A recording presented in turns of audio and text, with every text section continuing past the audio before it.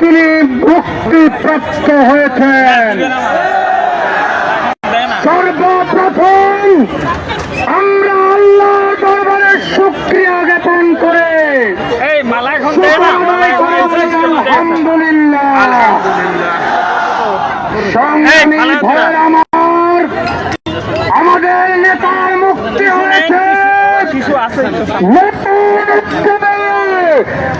আন্দোলন শুরু করতে হবে।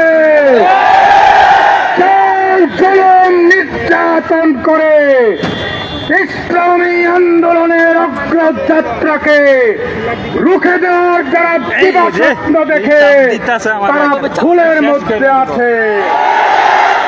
পরিষ্কার আহ্বান, আমাদের রাহবরের নেতৃত্বে যে আন্দোলন শুরু হয়েছে, এই আন্দোলনের মাধ্যমে বাংলার জমিন থেকে তাগুত উৎখাত হয়ে ইসলামী ইমারত প্রতিষ্ঠা হবে ইনশাআল্লাহ।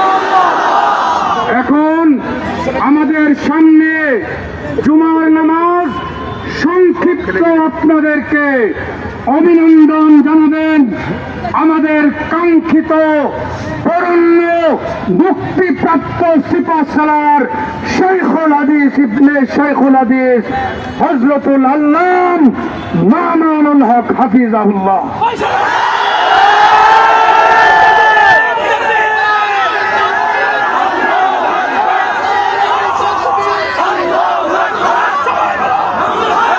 السلام عليكم ورحمة الله. الحمد لله وكفى وسلام على عباده الذين اصطفى. أما بعد فأعوذ بالله من الشيطان الرجيم.